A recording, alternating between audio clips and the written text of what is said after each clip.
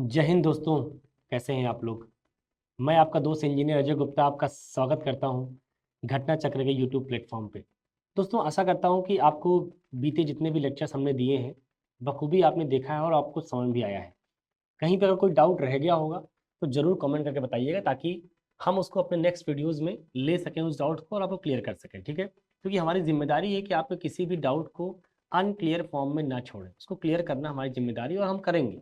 इसके लिए हम कटिबद्ध हैं, हम कमिटेड हैं। राइट, आइए हम आज का सेशन शुरू करते हैं। आज हम लोग नाउन, प्रोनाउन, एडजेक्टिव, तीन चीज़ों को हमने समझा सीखा था कि आखिर नाउन कैसे काम करता है, प्रोनाउन कैसे काम करता है, एडजेक्टिव कैसे काम करता है। सेंटेंस में शब्दों को देखकर हम ये पहचानना सीखें कि ये एडजेक्टिव है कि प्रोनाउन है कि नाउन। अब हम जब ये पहचानना सीखेंगे तभी हम वास्तव में इंग्लिश की अंडरस्टैंडिंग डेवलप कर पाएंगे। दोस्तों याद रखिएगा कि English is all about your understanding over the language. English में नियम कानून आपके लिए मैटर नहीं करते, आपके लिए मैटर करते हैं कि आप कितना ज़्यादा फोकस करते हैं अंडरस्टैंडिंग के ऊपर। राइट, आइए कुछ सवालों के माध्यम से बात को शुरू करते हैं, फिर हम लोग आगे की चर्चा कंटिन्यू करेंगे। एक सवाल लेता हूँ बेटा आपके लिए।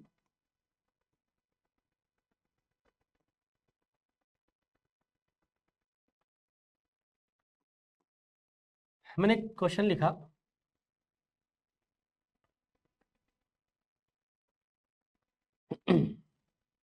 he is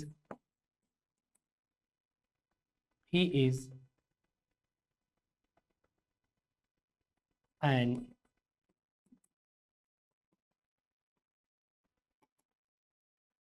interesting man.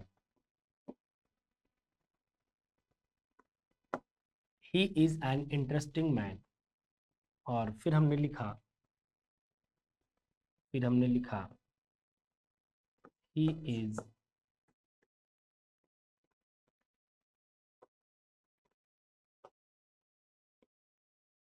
interested। देखिए दो सवाल हैं, हमें इन दोनों सवालों को समझना है कि कहाँ पे क्या लगेगा, मतलब कौन सा वर्ड कहाँ पे क्या काम कर रहा है। आइए समझते जानते। पहले सेंटेंस में अगर हम बात करें, फिर से पार्सिंग करनी है लिखे गए शब्दों की, पार्ट्स ऑफ स्पीच बतानी है। What about man, what about man. अगर मैं आपसे पूछूं कि मैन क्या काम कर रहा है तो आप कहेंगे सर नाउन है। क्यों नाउन है? क्योंकि ये किसी का नाम है। क्या तुम किसी लेडी को मैन बोल सकते हो?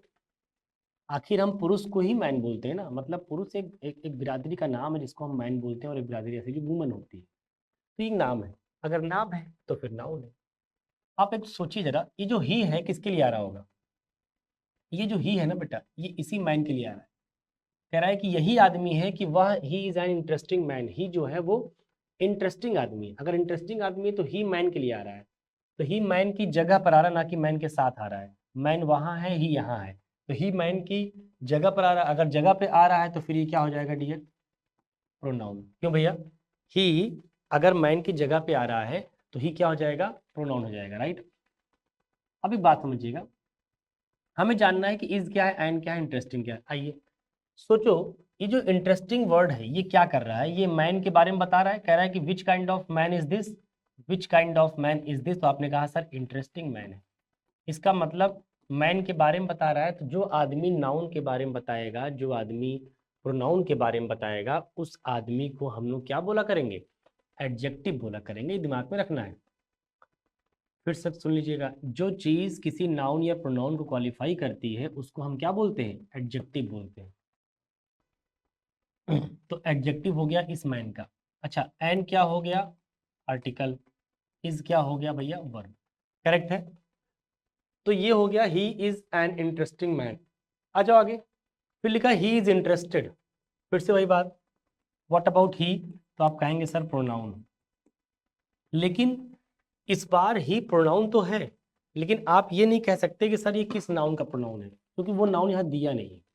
ये जिस भी नाउन का प्रोनाउन है वो नाउन यहाँ एब्सेंट है। अगर वो नाउन यहाँ एब्सेंट है तो रहा होगा कोई रमेश, दिनेश, मुकेश, सुरेश, महेश, कोई रहा होगा, तो हमने उसके स्थान पे क्या लगा दिया? ही। तो ही क्या हो गया? प्रोनाउन। अच्छा, इज क्या हो गया भैया? वर्ब। इंटरेस्टेड क्या हो गया? इसी प्रोनाउन का डिस्क्रिप्शन है। कह रहा है कि ये आदमी कैसा? इंटरेस्टेड है। ये आदमी बहुत ही मतलब इंटरेस्टेड आदमी है, रुचि ले रहा है इस चीज के अंदर। तो इंटरेस्टेड कौन है? यही ही है, इंटरेस्टेड यही आदमी है, या इसी आदमी के बारे में बता रहा है। और ये प्रोनाउन है, प्रोनाउन के बारे में जो बताएगा क्या कहलाएगा? एडजेक्टिव। तो कुल मिला के समझ में आ गया होगा कि हाँ सर इंटरेस्टेड भी एडजेक्टिव है। तो आप इस बात को दिमाग में रखिएगा, लिखे गए शब्दों की पार्ट्स ऑफ स्पीच आपके लिए बड़ी मैटर करती है, इसलिए बहुत ध्यान से समझने सीखने का प्रयास करिएगा। आइए एक छोटे सेंटेंस से आपको हम कहीं और के लिए चलते हैं।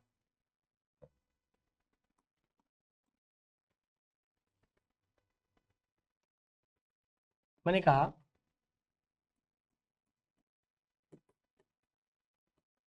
Neither of the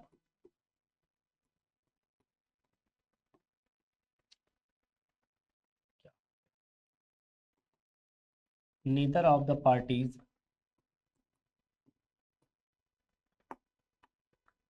is good at night। और फिर एक सेंटेंस कहा नीदर पार्टी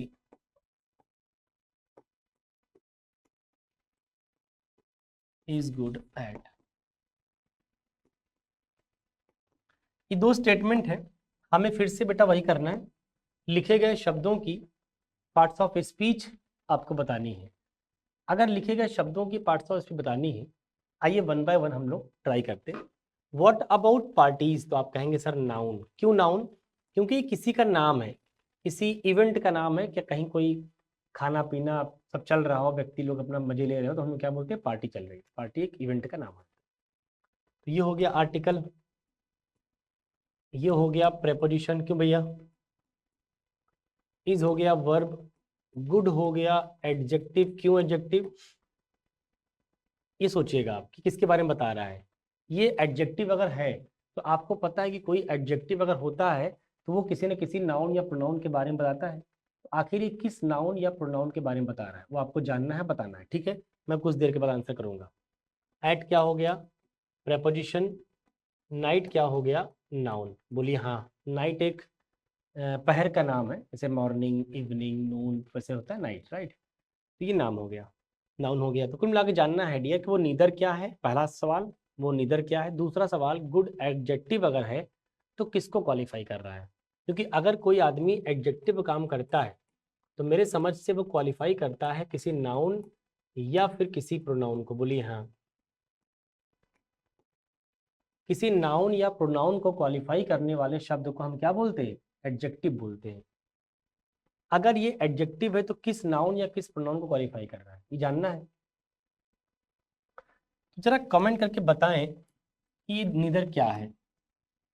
मैं 10 सेकेंड का आपको मौका दे रहा हूं, आप कमेंट करिए। जब भी इस वीडियो देखिएगा तो एक बार अपने मन में जरूर कमेंट करिएगा कि आखिर नीदर को आप क्या मानते हैं। मेरे आंसर करने से पहले कि आप वही आंसर कर रहे हैं जो मैं अभी बताऊंगा, या कुछ आप डिफरेंट कर रहे हैं। अगर आप डिफरेंट आंसर कर रहे हैं तो कमेंट बॉक्स में जरूर मेंशन करिएगा, ताकि मुझे भी लगे कि हमारी ऑडियंस क्या सीख रही है, क्या पहले से जानती थी, और अगर आप किस तरह की नॉलेज पहले से लेकर रखे हैं तो ताकि हम आपको अपडेट कर पाए। होता क्या है, अभी ये लेक्चर रिकॉर्डेड है, हमें नहीं पता कि हमारी जो ऑडियंस है वो किस लेवल की है, मतलब उसकी जानकारी कहाँ तक है। हो सकता है इसमें बहुत सारे लोग ऐसे हों जिनको ये सब बातें बहुत फिद्दू लगता हो, बहुत अच्छा लगता हो, मतलब बहुत आसान लगता हो। उनको लगे अरे सर क्या बोरिंग सा पढ़ा रहे, सब पता है मुझे। मे बी, मैं बिल्कुल मानता हूँ कि आप में से बहुत सारे लोगों को ये सब पता होगा, लेकिन हमारा फर्ज है कि हम बैच को अगर शुरू कर रहे हैं तो बैच को शुरू अगर आप करते तो कहाँ से करते? आप भी यहीं से करते, बेसिक से ले चलते लड़कों को। तो मैं बेसिक से ही लेके चल रहा हूँ। तो इसमें से कुछ परसेंटेज ऐसे भी होंगे जिनको चीज़ें आती होंगी, पहले से बखूबी आती होंगी, कोई दिक्कत नहीं, बहुत अच्छी बात है आपको आती है। तो आपके लिए भी चीज़ें आएंगी, बस धैर्य रखिए। लेकिन मैं आपको ये बात जरूर बोल दूं, जिनको ये लग रहा है कि सर मुझे चीज़ें आती हैं और आती भी हैं, मैं आपको प्रॉमिस करता हूँ डियर कि अगर अगर आप पूरे वीडियोस को अंत तक देखेंगे तो प्रॉमिस करता हूँ डियर, या यकीन मानिए कि अंत तक में आपको कुछ ना कुछ ऐसा मिलेगा जो आपने पहले कभी नहीं पढ़ा होगा। हर वीडियो में मिलेगा। एक कहावत मुझे याद आ रही है, स्वामी विवेकानंद ने कहा था कि इस धरती पर अगर अच्छा आदमी खोजने निकलेंगे, अच्छा आदमी, तो शायद आप खाली हाथ वापस आ जाएंगे, क्योंकि नहीं मिलने वाला है। इस पूरी धरती पे ऐसा कौन होगा भाई साहब, राम की बात करेंगे, कृष्ण की बात करेंगे, वो भी इंसान के रूप में पैदा हुए थे, तो उनके अंदर भी 72 कमियां हैं, उनके अंदर भी 72 कमियां हैं। इसका मतलब है कि जो भगवान इंसान का रूप लेके आते हैं तो उनके अंदर भी कमियां आ जाती हैं। इसका मतलब इंसान अगर कोई बनेगा तो उसके अंदर कमी आएगी ही आएगी, चाहे भगवान बने इंसान और चाहे हम आम आदमी इंसान बने। तो विवेकानंद साहब ने कहा था कि इस धरती पर अगर अच्छा आदमी खोजने निकलेंगे ना तो शायद नहीं मिलेगा, मिलेगा ही नहीं कुल मिला के। लेकिन उन्होंने कहा कि अगर आप अच्छाई खोजने निकलेंगे, अच्छाई, तो हर व्यक्ति के अंदर मिलेगा, हर व्यक्ति के अंदर। मतलब कोई कितना भी कबाड़ आदमी होगा, कितना भी गंदा आदमी होगा, उस आदमी के अंदर भी आपको कोई ना कोई अच्छाई मिल जाएगी। तो मैं वही कह रहा हूँ कि मेरे मेरे हर लेक्चर में मैं प्रॉमिस करता हूँ कि अगर आपको चीज़ें आती हैं और अगर आप पूरे वीडियो को देखते हो अंत तक, तो आपको हर लेक्चर में कुछ ना कुछ ऐसा मिलेगा जो आज आज तक आपने शायद नहीं पढ़ा होगा, या उस एंगल ऑफ थॉट से आपने उसको सोचा नहीं होगा। तो आप को रिलेट करेंगे, ये सर बात तो बात सही कह रहे हैं, इस चीज़ों को इस तरीके से मैंने कभी देखा समझा नहीं। मतलब नयापन लगेगा आपको, एक एक न्यू वाली फीलिंग आएगी। ठीक है, देखिए जरा नीदर क्या है। इस बात को समझने के लिए मैं आपको एक सेंटेंस से रिलेट कर रहा हूँ, ताकि रिलेशन बनाएंगे तो आपको जल्दी समझ में आएगा।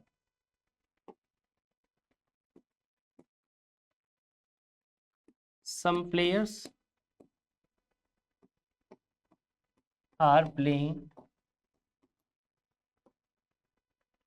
और फिर लिखा मैंने some of the players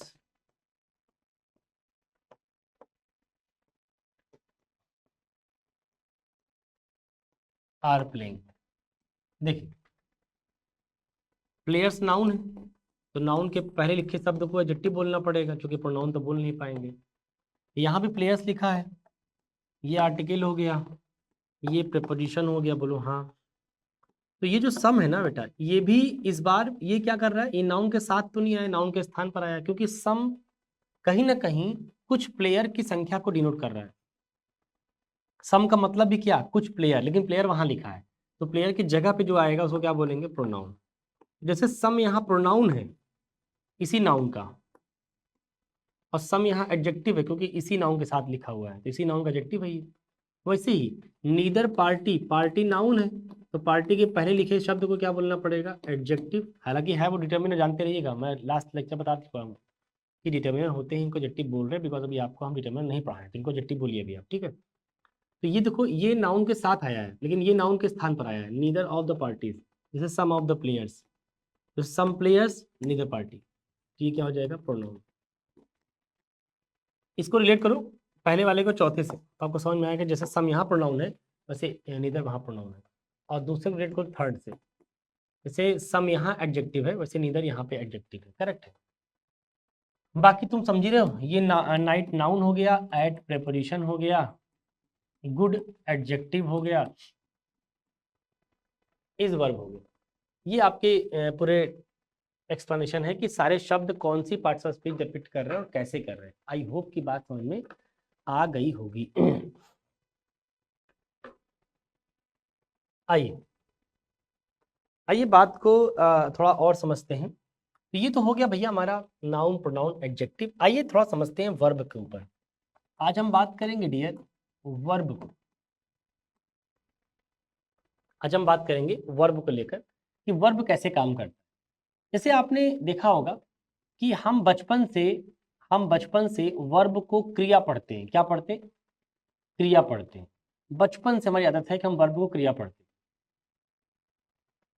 अगर हम वर्ब को क्रिया पढ़ते रहेंगे तो कभी सीख भी नहीं पाएंगे, क्योंकि वर्ब को हिंदी की किताबों में क्रिया लिख दिया गया है, इसमें आपका भी कोई दोष नहीं है। जब किताब में ही लिखा है तो मैं आपका दोष दे भी नहीं सकता ना। लेकिन मेरे भाई, वर्ब का मतलब सिर्फ क्रिया होता है, ये बहुत बड़ी गलतफहमी है, और इसीलिए आम आदमी आज तक नहीं सीख पाया कि सर कैसे होगा ये। हम गलत जानकारी ही बचपन से उठाते आ रहे हैं। बहुत सारे लोगों को आज तक नहीं पता कि वर्ब का मतलब क्रिया सिर्फ नहीं होता, कुछ और भी होता है। मतलब क्रिया केवल वर्ब नहीं है, वर्ब कुछ और भी होती है। लेकिन हमारी जो आम फीलिंग है 90% जो लोग हैं वो क्या सोचते हैं, वो यही सोचते हैं कि वर्ब का मतलब इन जनरल क्रिया होता है। हो सकता है कि आप में से जो लोग मुझे देख रहे हो आपको भी यही लग रहा हो अभी तक कि हाँ सर मैंने भी यही पढ़ा है कि वर्ब को लोग क्रिया बोलते हैं, लोग बोलते हैं, किताबें बोलती हैं, तो आपको लगता है सर मैं क्यों ना बोलूं। नहीं बेटा, आप घटना चक्र के अगर इस प्लेटफॉर्म पर जुड़े हैं तो कुछ नया करने की चाहत है, और कुछ नया करने की चाहत का कतई मतलब नहीं होता है कि आप चीज़ों को बदल देंगे। चीज़ों को नहीं बदलेंगे, चीज़ों को अलग तरीके से पेश करेंगे। हम वर्ब पहले भी पढ़ते थे, आज भी पढ़ रहे हैं, बस आज हम अलग तरीके से पढ़ेंगे, पहले हम अलग तरीके से पढ़ते थे, राइट।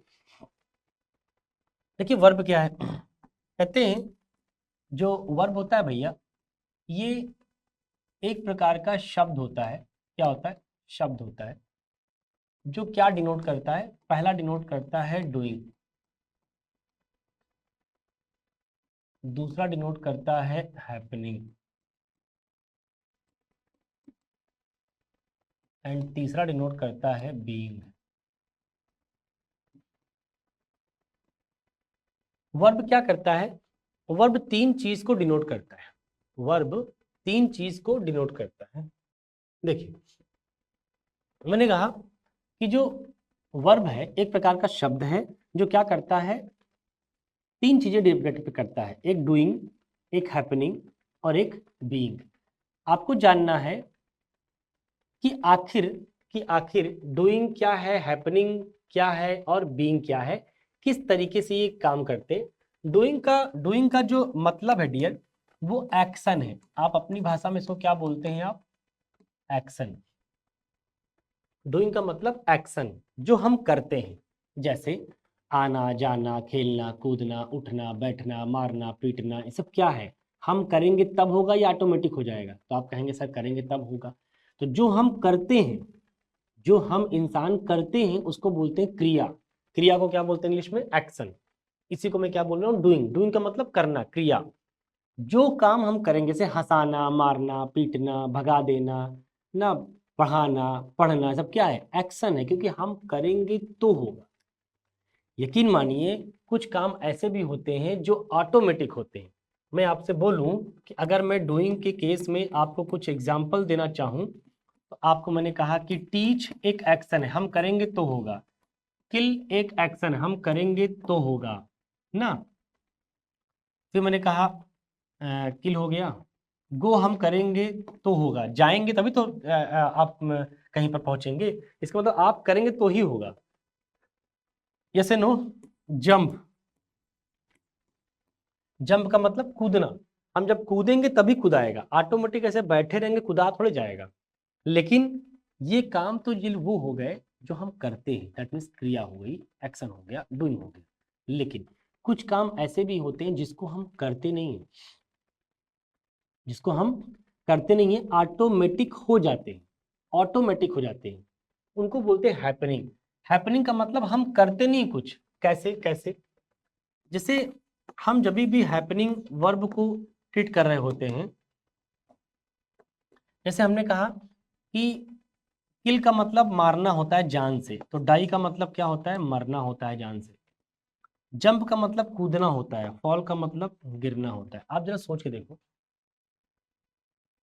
सोच के देखो, किल और डाई में क्या फर्क है? किल का मतलब जान से मारना, इसका मतलब है कि आप किसी को मारेंगे तो मरेगा, तो आपको काम करना पड़ेगा कुछ, चाकू से मारेंगे, गला दबा के मारेंगे, गोली से मारेंगे, फांसी पे लटकाएंगे, कुछ तो करेंगे मेरे भाई। इसका मतलब है कि किल एक एक्शन वर्ब हो गई, किल एक एक्शन वर्ब है। लेकिन जिसको आपने जान से मारा वो क्या हुआ होगा? वो तो मर गया होगा। उसने क्या किया मरने के लिए? उसने कुछ किया क्या मरने के लिए? नहीं, उसने कुछ नहीं किया। या कोई आदमी है जो रात में बढ़िया खाया पिया, कायदे से खाया पिया, बढ़िया रसगुल्ला रसगुल्ला पूड़ी कचौड़ी सब खाया बढ़िया टाइट होके, लेकिन भाई साहब सुबह उठा ही नहीं, अच्छी मौत पाया, बिना किसी दर्द के चला गया, तो लोग सुबह देखेंगे मर गया। तो उसने क्या किया होगा मरने के लिए? कुछ नहीं किया होगा मेरे भाई। मरने के लिए कोई कुछ क्यों करेगा? क्यों कोई मरना चाहेगा? लोग मरने से डरते हैं, दिक्कत है। और कोई करेगा क्यों? अच्छा तुमको लगेगा अरे सर लोग खुद को भी मार लेते हैं, कभी कभी देखा है, आत्महत्या बोलते हैं उसको, सुसाइड बोलते हैं। तो मेरे भाई सुसाइड तो एक्शन वर्ब हो गई ना, क्योंकि आत्महत्या भी करने के लिए आपको कुछ करना पड़ेगा, दैट इज एक्शन वर्ब। लेकिन हमने कहा डाई का मतलब मर जाना, तो मरने के लिए कोई कुछ करता उरता नहीं है, लोग ऑटोमेटिक मर जाते हैं। मतलब मरना एक हैपनिंग वर्ब है, लेकिन मारना एक एक्शन वर्ब है। समझिएगा बात को, बहुत गंभीर बात बोल रहा हूँ, it's very very important, because आज तक शायद आप इस चीज को नहीं समझते जानते होंगे। आज आप शायद उस नजरिए से देखना स्टार्ट करेंगे जहां से मैं आपको दिखाना चाहता हूँ। मैंने कहा जंप, जंप का मतलब कूदना। कहीं पे कोई चल रहा है, अचानक गड्ढा आया, कूद गए, फिर गड्ढा आया, फिर कूद गए। तो जंप का मतलब आप जब जंप करेंगे तो जंप होगा, मतलब कूदना एक एक्शन वर्ब है, वो ऑटोमेटिक नहीं हो सकता कि आप बैठे रहेंगे कूदा जाएगा, ऐसा होगा क्या? नहीं होगा। लेकिन फॉल, फॉल का मतलब गिरना। तुम चल रहे हो, अचानक से सड़क पे गिर गए, तो आपने क्या किया? आपने गिरने के लिए क्या किया? तो आप कहेंगे सर मैं क्या किया, मैं तो कुछ नहीं किया, मैं गिरना ही क्यों चाहूंगा? भाई कोई कुछ क्यों करेगा गिरने के लिए? गिरने के लिए कोई कुछ नहीं करता। गिरना एक ऐसी प्रक्रिया है जो ऑटोनोमस है, मतलब ऑटोमेटिक होती है, ठीक है ना, तो उसमें हमारा कोई रोल नहीं है। तो फॉल एक हैपनिंग वर्ब है और जंप एक एक्शन वर्ब है। तो समझिए बेटा कि एक्शन वर्ब क्या है, हैपनिंग वर्ब क्या है। आज तक आपने सिर्फ क्रिया को समझा है, क्रिया का मतलब एक्शन। आप पूरी पूरी वर्ब को क्या जानते हैं कि क्रिया है? नहीं, जो वर्ब होती है वो क्रिया भी होती है, एक्शन भी होती है। जो वर्ब होती है वो हैपनिंग भी होती है, जो वर्ब होती है वो बीइंग भी होती है। मतलब वर्ब के 3 एट्रीब्यूट्स हैं, डूइंग भी हो सकती है, हैपनिंग भी हो सकती है, और वो बीइंग भी हो सकती है। बीइंग क्या है? जो बीइंग समझते हैं, बीइंग का मतलब होना, बी का मतलब होना, होना का मतलब स्टेट, स्टेट, इसी को स्टेटिव वर्ब भी बोलते हैं, स्टेटिव वर्ब। आगे चल के समझेंगे आप। बीइंग का मतलब होना, जैसे बी का मतलब होना, होना का मतलब जो चीज है वो है, स्टेट है उसकी वो। इस धरती पर हर चीज की अपनी एक स्टेट होती है। इस बात से आप इत्तेफाक रखते हैं कि नहीं? बोला करिए भाई। इस धरती पर हर चीज की अपनी एक स्टेट होती है। जैसे केला की अपनी एक स्टेट है कि वो ठंडा होता है, इसीलिए सर्दी जुकाम जब होता है तो डॉक्टर्स मना करते हैं कि भैया केला मत खाइए। राइस, चावल, चावल की अपनी स्टेट है, वो ठंडा होता है, इसीलिए डॉक्टर फिर मना करते हैं। जब भी कोल्ड होता है किसी को तो कहते हैं भैया चावल मत खाइए कुछ दिन। दही ठंडा होता है लेकिन सिरका सुना होगा, सिरका, विनेगर, सिरका की स्टेट गर्म होती है। अचार की स्टेट गर्म होती है। जो स्पाइसी फूड होते हैं, मसालेदार सब्जियां, मसालेदार सब्जियों की जो स्टेट होती है क्या होती है? गर्म होती है। इसलिए ठंडियों में लोग स्पाइसी खूब खाते हैं, क्योंकि स्पाइसी खाने का मन भी करता है और बॉडी पचा भी ले जाएगी, क्योंकि आप खा रहे हो गर्म और बाहर टेम्परेचर कैसा है? ठंडा, तो एडजस्ट कर जाएगा। लेकिन गर्मियों में लोग अवॉइड करते हैं हम गर्म चीजें खाएं। क्यों? ऑलरेडी इतनी गर्मी है, 50 डिग्री टेम्परेचर, और आप गर्म चीज खा भी रहे हो तो गरम गरम मिलके और गर्म होगा तो पेट आपका खराब हो जाएगा। इसीलिए हम चीजों को बदल बदल कर खाते हैं कि गर्मियों में ठंडी चीज खाते हैं, ठंडियों में गर्म चीज खाते हैं। ऑलमोस्ट जितने फल होते हैं सब ठंडे होते हैं, सबकी स्टेट क्या होती है? ठंडी होती है। जैसे वाइन, वाइन है, तो वाइन विस्की में क्या होता है कि आपने देखा होगा कि आर्मी, जो लोग सियाचिन के बॉर्डर पे -20 डिग्री, -20-40 डिग्री टेम्परेचर पे लोग वहाँ आर्मी की ड्यूटी कर रहे हैं। सोचिए, हमारे जवान, हमारे सोल्जर्स को सल्यूट है कि जो लोग हमारे देश की सेवा में, मतलब इतनी -डिग्री टेम्परेचर पे खड़े होकर ड्यूटी निभा रहे हैं, देश की सीमाओं की सुरक्षा कर रहे हैं। ये कोई छोटी मोटी बात नहीं डियर। आप जैसे ही ठंडी आती है, 10 डिग्री टेम्परेचर होता है, 5 डिग्री, एकदम इंसान पगला जाता है, अरे सर अलाव जलाइए, बहुत ठंडी लग रही है, घर से निकलने का मन नहीं कर रहा है। ये आलम है। तो सोचिए, जब -30 degree, -20 degree temperature, -20 degree temperature, कोई हमारे सेना के जवान जब बॉर्डर पे सुरक्षा कर रहे होते हैं हमारे हमारे देश की सीमाओं का, सोचिए उनकी हालत क्या होती होगी। तो उनको सरकार की तरफ से जानबूझ के इस तरह के इवेंट्स, इस तरह के प्रोडक्ट्स दिए जाते हैं ताकि वो उन ठंडे जगह पे जहाँ पे वो ड्यूटी कर रहे हैं वहाँ पे कुछ ऐसी चीज खाएं या पिए जिससे उनको गर्मी मिले। और वो किससे मिलेगी? विस्की या वाइन से। वाइन की स्टेट बड़ी गर्म होती है, बहुत गर्म होती है। तो जितने, इसलिए वहां पे लोग पीते रहते हैं पूरे टाइम, इसलिए पियेंगे ताकि बॉडी एडजस्ट कर जाए, वरना बॉडी खत्म हो जाएगी। लेकिन अब लोग वाइन यहाँ लग जाएंगे पीने हमारे देश के अंदर, तब तो नुकसान कर जाएगा उनको। इसलिए वाइन नहीं पीना चाहिए, लोग मना करते हैं। पीना गंदी बात, अच्छी बात नहीं है। उस पर लिखा भी होता है कि drinking alcohol is not beneficial, is injurious to health ना। तो मैंने कहा कि बी का मतलब होता है स्टेट। हम ऐसी वर्ब होती हैं जिनका स्टेट होता है, वो बदलता नहीं है। केला आज अगर ठंडा स्टेट शो कर रहा है तो कल क्या केला गर्म हो जाएगा? आज अगर चावल ठंडा स्टेट शो कर रहा है तो कल क्या चावल गर्म हो जाएगा? नहीं, जो जिसकी स्टेट है वो वैसी ही रहती है, स्टेट कभी बदलती नहीं है। यही स्टेटिव है। स्टेटिव वर्ब का मतलब बीइंग वर्ब, बीइंग का मतलब जो चीज है आज वही रहेगी, बदलने वाली नहीं है। इसका मतलब है कि जो बीइंग वाली वर्ब होती हैं वो स्टेटिव वर्ब होती हैं। अगर वो स्टेटिव वर्ब होती, एक एग्जांपल के तौर पर देखिए, तो मैं इसके बारे में बात करता हूं। इसी को हमने कहा बेटा स्टेटिव।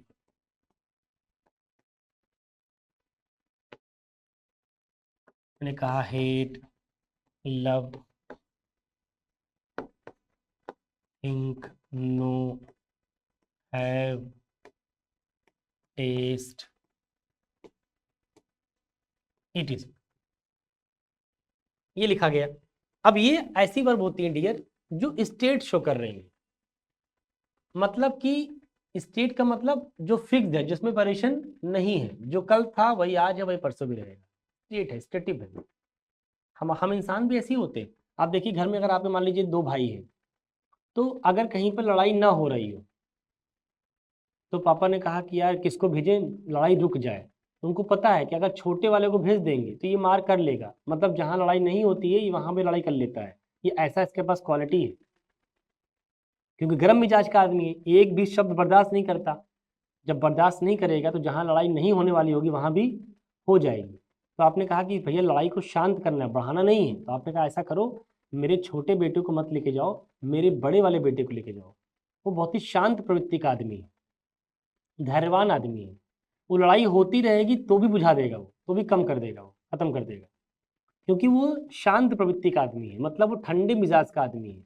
और छोटा वाला बेटा गर्म मिजाज का आदमी है। तो इंसान भी ऐसे ही होते हैं, सबकी अपनी अपनी स्टेट होती है।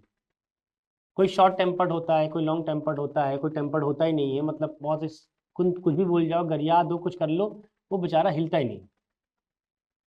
इसका मतलब है कि स्टेट बदलती नहीं है। अब एक बात बताओ, एक बात बताओ, जैसे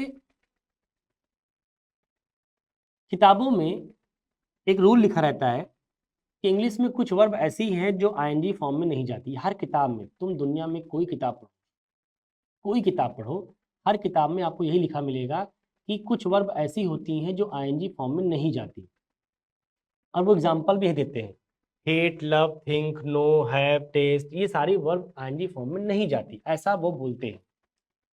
वही किताब जो ये बोल रही है कि ये वर्ब आईएनजी फॉर्म में नहीं जाते, वही किताब उसी पेज पे दो एग्जाम्पल के बाद क्या बोलेगी, लेकिन स्टार लगाकर अपवाद के तौर पर लिखेगी, एक्सेप्शन, कि लेकिन स्टूडेंट ध्यान रहे कभी कभी ये वर्ब आईएनजी फॉर्म में चली जाती है।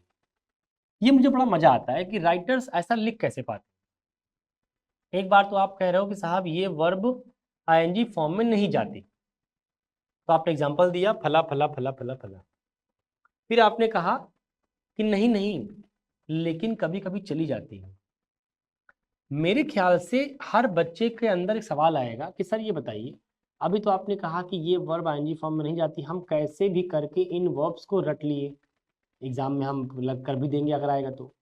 लेकिन अभी आपने थोड़ी देर बाद फिर ये कह दिया लेकिन कभी कभी चली जाती हैं, तो हम कैसे जानेंगे अब कि कब जाएगी और कब नहीं जाएगी? लर्निंग क्या है? ये है कि कौन सी वर्ब आईएनजी फॉर्म में जाएगी, कौन सी नहीं जाएगी, ये लर्निंग है। ये तो रटना है बेटा। आपने लिस्टिंग कर लिया, लिस्टिंग कर भी लीजिए ना तब भी कुछ होने वाला नहीं, क्योंकि जिन वर्ब्स को आप जानते हो नहीं जाएंगी, वो जब कहो मैं तब भेज दूँ। जिस वर्ब को तुम कहो कि सर ये वर्ब जिंदगी में नहीं जाएगी, मैं उस वर्ब को भी आईएनजी फॉर्म में डाल कर दिखाऊंगा।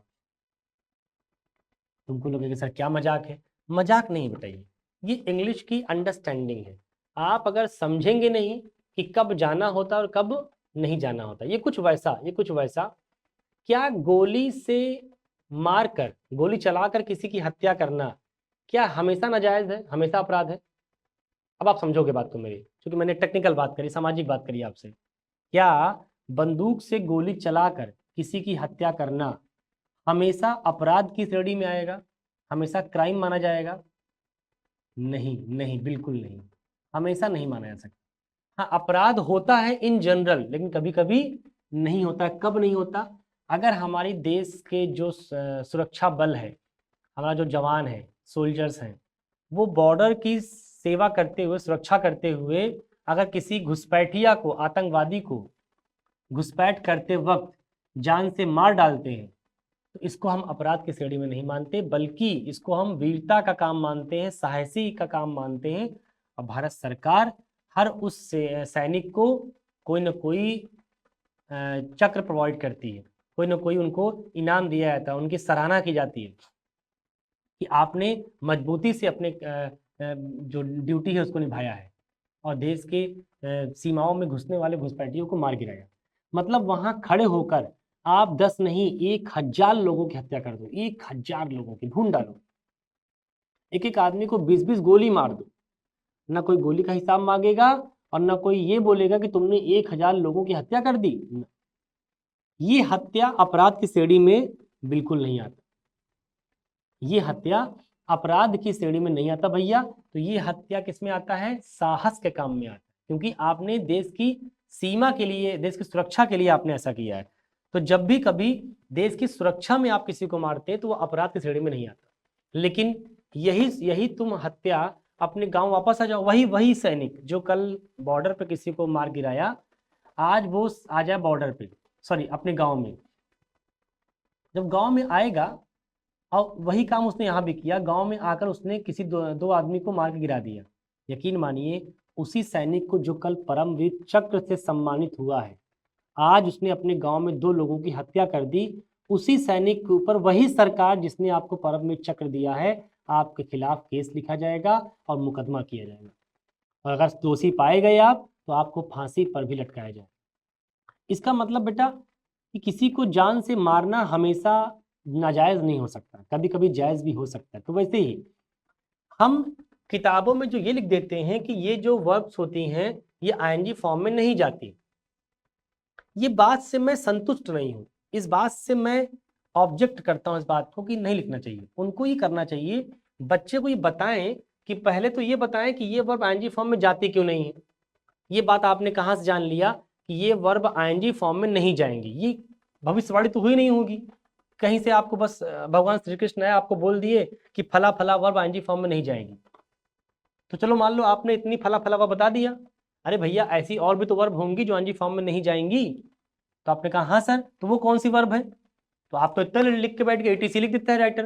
राइटर क्या करता है? 8-10 वर्ड लिख के एटीसी लिखता है। तो इसका मतलब क्या समझ रहे हो तुम कि केवल 8 ही 10 वर्ड हैं जो आईएनजी फॉर्म में नहीं जाएगा? नहीं, ऐसे और भी होंगी। तो मान लो एग्जाम में ये 10 वर्ड नहीं आया बल्कि 12वां वर्ड आ गया, तब क्या करेंगे आप? तब कहेंगे अरे सर मास्टर ने तो पढ़ाया ही नहीं, 10 से पढ़ाया तो 10 में से पता ही नहीं। तो भाई मेरे, कल भी आप पंगु बने थे, आज भी आप पंगु हैं और आगे भी पंगु बने रहेंगे। अगर आप इस पद्धति को, इस सिस्टम को ड्रॉप नहीं करेंगे, just drop this system of education. ये बहुत ही वर्स्ट क्लास का एजुकेशन है कि आप इस तरह चीज़ों को रटने का प्रयास करें। Do not try to mug up the rules, try to create the understanding over the language. आपको जानना है कि सर पहले तो ये बताइए कि कैसे पता लगेगा, how we come to know by seeing the sentence that these verbs are not able to convert into ing form. आखिर इन वर्ब्स को हम क्यों नहीं कन्वर्ट कर सकते ing फॉर्म के अंदर? कुछ तो बता रही हूँ, there must be some reason behind this. If there must be some reason, then what are the reasons? हम क्यों ये ऐसा कह रहे हैं कि आखिर ing फॉर्म नहीं जाएगी? मैं बता रहा हूँ। मान लीजिए आप जब ये कहते हो डियर कि सर ये बताइए कि मैं कॉलेज जा रहा हूं, तो आप बोलते हो साहब I am going to college, correct. फिर आपने कहा कि सर ये बताइए कि ही इज टीचिंग, वह पढ़ा रहा है, तो आपने कहा साहब ही इज टीचिंग। फिर आपने कहा साहब ही इज रनिंग, वह दौड़ रहा है। ये 3 सेंटेंस लिखा आपने। हम आपसे एक बात पूछ रहे हैं कि जब भी कभी हम इंग्लिश लैंग्वेज के अंदर कंटिन्यूअस टेंस यूज करते हैं, कौन सा टेंस?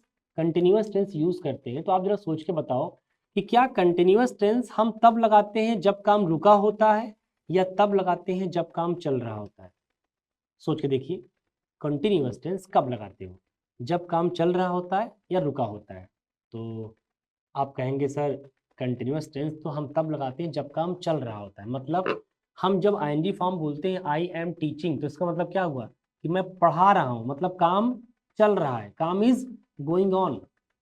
मतलब कंटिन्यूअस टेंस इस बात का सिंबॉलिक प्रेजेंटेशन है कि कोई काम रुका नहीं, कोई काम चल रहा है। मतलब अगर आप कभी भी वर्ब के साथ आईएनजी फॉर्म का इस्तेमाल करते हैं कभी भी कहीं पर भी, तो ये क्या दिखा रहा होता है? ये दिखा रहा होता है कि the work is in progress, the work is in progress. मतलब जो वर्क है, जो काम है, वो काम रुका नहीं है बल्कि क्या है? इज इन प्रोग्रेस, वो चल रहा है। इसी को आपने कह दिया the work is going on, the work is going on.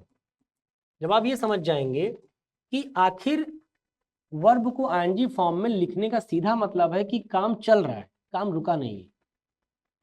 इसका मतलब उल्टा समझिए, उल्टा आप, हम किन वर्ब्स को आईएनजी फॉर्म में लिख सकते हैं जिसमें ये दिखा पाए कि काम चल रहा है।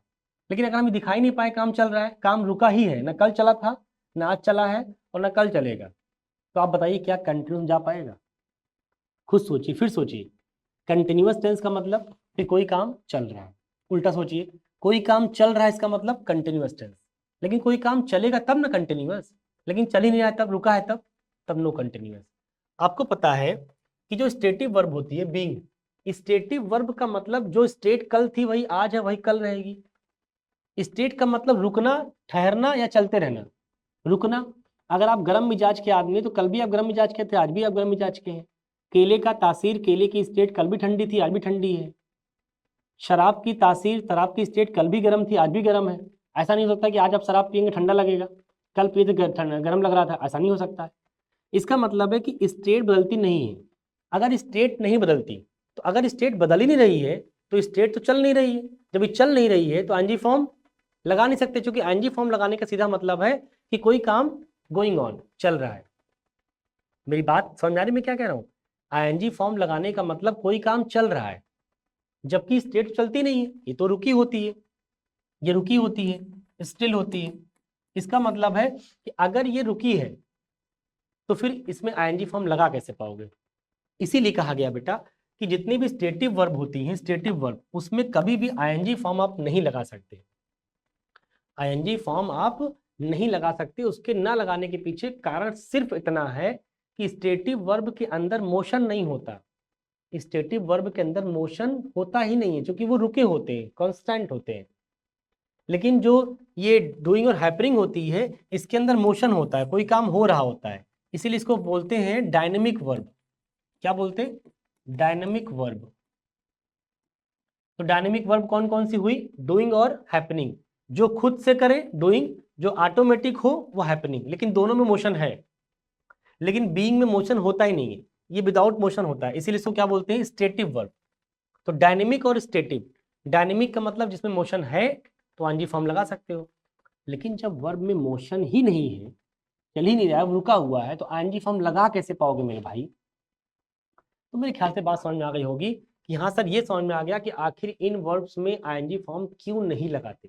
तो इन वर्ब्स में आईएनजी फॉर्म नहीं लगाते। अब बात आती है दूसरे सवाल की कि सर जो किताब में ये लिख दिया जाता है कभी कभी, कि हर किताब में लिखा रहता है कि सर कभी कभी ये वर्ब आईएनजी फॉर्म में चली जाती है। सवाल ये है कि अगर ये वर्ब आईएनजी फॉर्म में चली जाती तो पहले आपने मना क्यों किया? और अगर चली जाती तो ये बताया क्यों नहीं कब जाती हैं, ये भी बताइए। चलो मान लिया कि हमेशा नहीं जाएगी, इसलिए आपने कह दिया, तो फिर ये भी बताइए कि आखिर वो क्या कंडीशन है जब ये जाएगी और क्या कंडीशन है जब ये नहीं जाएगी। कुछ तो कंडीशन होगी, उन कंडीशंस को भी आपको पकड़ना पड़ेगा। क्या कंडीशन है? कहते हैं डियर, अगर ये वर्ब स्टेट शो करेंगे, स्टेट, स्टेट का मतलब नो मोशन, स्टेट का मतलब नो मोशन, बीइंग का मतलब स्टेटिव, और स्टेटिव का मतलब क्या होता है बेटा? No motion. अगर मोशन नहीं है तो फिर आईएनजी फॉर्म भी आईएनजी फॉर्म नहीं लगा सकते। ये बात क्लियर है? बीइंग का मतलब स्टेटिव वर्ब, जो स्टेट शो करे। स्टेट शो करने का मतलब मोशन तो होगा नहीं, अगर मोशन नहीं होगा तो आईएनजी फॉर्म भी आप नहीं लगा पाएंगे। अगर आईएनजी फॉर्म नहीं लगा पाएंगे, जरा कॉमन सेंस सोचिए, हम ये कह रहे हैं कि सर कभी कभी लगा लेते हैं, तो फिर वो वजह क्या है, कब लगा लेते हैं? आइए एक छोटे से एग्जाम्पल से अपनी बात को समझने का प्रयास करते हैं। एक बात मैंने कही आपसे कि I am thinking oblique I think the solution to your problem,